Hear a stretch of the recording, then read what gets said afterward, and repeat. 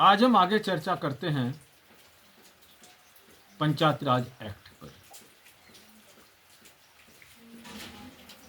भारत के प्रधानमंत्री बार बार कहते हैं कि मैं गांव सेवक हूँ, ग्राम सेवक हूँ, गांव का सेवक हूँ। आखिर क्यों? क्योंकि बंधुओं, लोकतंत्र की शक्ति दो तरह से होती है। एक शक्ति होती है संघात्मक और दूसरी होती है संसदीय शक्ति। और इन दो शक्तियों के आधार पर सरकारें चलती हैं। तो जो संघात्मक शक्ति है, यानी अगर हम विचार करते हैं संघात्मक तरीके से शक्ति का विचार करते हैं तो दो प्रकार की हैं। एक संघ सरकार और दूसरी होती है राज्यों की सरकार, यानी केंद्र की सरकार और दूसरी सरकार राज्यों की सरकार। और दोनों का लक्ष्य है जनता का कल्याण, समाज का कल्याण करना। और इसलिए अगर हम विचार करते हैं कि दोनों का जो कल्याण करने का जो तरीका है कि ये हो सकता है कि जिस तरह दो बालक स्कूलों के अंदर पढ़ते हैं तो दोनों अलग अलग कमरे लें और अलग अलग तरीके से अपना काम करें। जब दो कमरे अलग अलग लेंगे तो दोनों के किराए अलग अलग होंगे, लेकिन इसी में हम जनता का बजट को देखते हुए हित हो सकता है हम एक कमरा लें और साथ साथ रहें, यानी दोनों एक साथ रहें। खाना अलग अलग न बनाकर एक साथ बनाएं ताकि खर्चा कम हो। इसलिए दोनों शक्ति का बंटवारा हो, लेकिन साझेदारी हो, सामंजस्यता हो और अपना अपना कार्य प्रेम के साथ करें। ये दोनों शक्तियों के लिए भारत के संविधान में इस प्रकार की व्यवस्था बनाई गई और विचार किया गया कि जो एमपी होता है वो लगभग 10-12 लाख से लेकर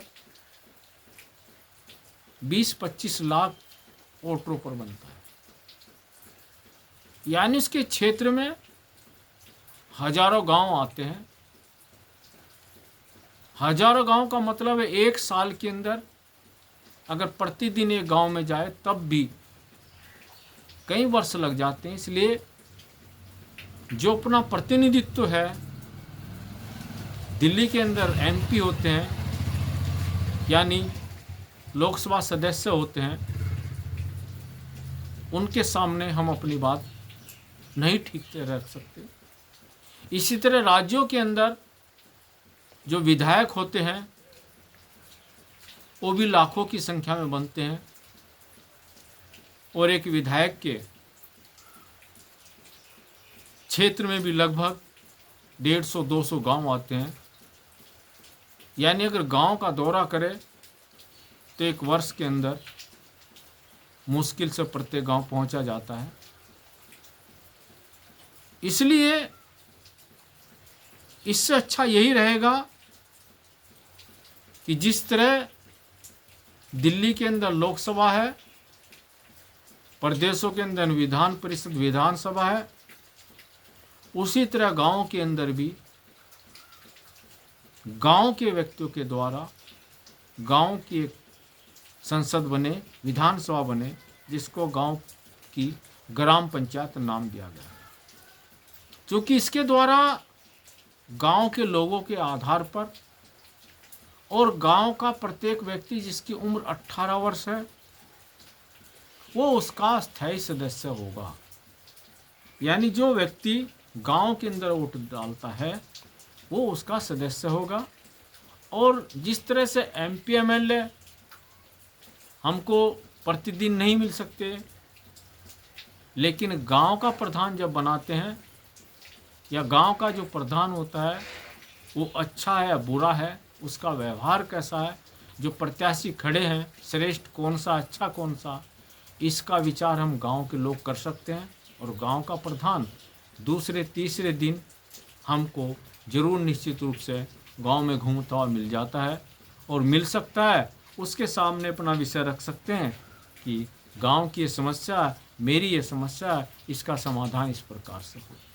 लेकिन उसके लिए भी अपने मत का प्रयोग करना, ठीक तरह से ऐसा व्यक्ति का चयन करना जो गांव के हित में हो, जो गांव के कल्याण करना चाहता हो, जो गांव के अंदर जो कल्याण की योजना, न्याय की व्यवस्था, सबके लिए समान न्याय मिले, गांव के अंदर सभी कल्याणकारी स्वास्थ्य हो, चिकित्सा हो या शिक्षा संबंधी जो भी कुछ सुविधाएं हैं उनका ठीक तरह से प्रयोग कर सके।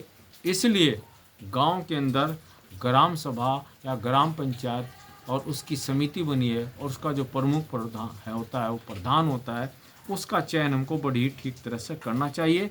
क्योंकि गांव प्रधान के कारण या गांव की ग्राम पंचायत के कारण गांव की जो शक्ति है, जो सबसे छोटी इकाई है, वो आपके गांव की ग्राम पंचायत में होती है। इस पर हमको विचार करना चाहिए। क्योंकि अगर गांव के अंदर तालाब बनना है तो तालाब बनने के लिए गांव के लोग उसमें मजदूरी के रूप में प्रयोग होंगे, गांव के लोगों को उस तालाब का पानी का फायदा होगा, गांव के लोगों को भी रोजगार मिलेगा, गांव का पानी इकट्ठा होगा, गांव के लोगों के प्रयोग में होगा, उनके पशुओं के लिए प्रयोग में हो, पीने के लिए आएगा या अन्य कार्य के प्रयोग में आएगा। यानी वो ठीक तरह से विचार कर सकते हैं कि जो योजना आई है जिसका प्रयोग करना है, तालाब बनना या सड़क बननी है, कितनी नाली बननी, कितना रास्ता बनना, कितनी चौड़ाई, कितनी लंबाई बननी है, वो गांव के लोग ठीक तरह से विचार विमर्श करेंगे तो वास्तव में ग्राम पंचायत का जो निर्णय सर्वोत्तम सर्वश्रेष्ठ होगा। गांव के अंदर कौन किसान है, उस किसान के पास कितनी ज़मीन है, आपका सरकार के द्वारा, प्रदेश सरकार या केंद्र सरकार के द्वारा कृषि संबंधित या कृषि यंत्रों संबंधित या अन्य कौन कौन सी सुविधाएं हैं, गरीब परिवारों के लिए आवास की योजना आई है, वो किस प्रकार से किसको देना, कौन पात्र कौन अपात्र है, ये इस पर विचार किया जाए। इसलिए व्यक्ति का चयन जो है प्रधान के चुनाव में ठीक तरह से सोच समझ कर करना चाहिए कि किस व्यक्ति का हमको चयन करना, कौन हमारे लिए उचित होगा। इसलिए इस पर ध्यान देना चाहिए। इसलिए सरकार ने इसके लिए एक बड़ी अच्छी योजना बनाई है। प्रधान 5 साल की हो सकता है, अविश्वास प्रस्ताव लाकर बीच भी हटा सकते हैं। यानी जो अध्यक्ष होगा वो आपका अस्थायी होगा और जो ग्राम सभा का सचिव होता है या लेखपाल होते हैं ये अस्थायी होते हैं। ये जो लेखपाल होता है वो ज़मीन संबंधी कार्यों को देखता है, विकास के कार्य को ग्राम सचिव देखता है। तो इसलिए दोनों सचिव होते हैं और ये दोनों अस्थायी होते हैं। और इसलिए प्रधान यदि उचित कार्य नहीं कर रहा, क्योंकि जो पैसा आता है वो अध्यक्ष के खाते में आता है और वो ठीक तरह अगर प्रयोग नहीं कर रहा तो हम उसको बदल सकते हैं। इसलिए योजना लोकतंत्र की लागू की गई है। ऐसा नहीं है कि परिवारवाद चलता था, शोषण पर शोषण होता था, अत्याचार पर अत्याचार होते थे, हम कुछ नहीं कर सकते थे। उस शोषण, उस अत्याचार को सहन करते हुए मर जाते थे, पीढ़ियाँ बीत जाती थी, लेकिन कल्याण नहीं हो सकता था। जनता अपना प्रतिरोध प्रकट नहीं कर सकती थी। इसलिए लोकतंत्र प्रणाली श्रेष्ठ प्रणाली है और उसमें वोट का बहुत बड़ा महत्व है। इसलिए जो ग्राम पंचायत पर हमको ये विचार करना चाहिए आने वाले चुनाव में या कभी भी कि अपने वोट का प्रयोग ठीक तरह से करें। इति श्री शेष आगे।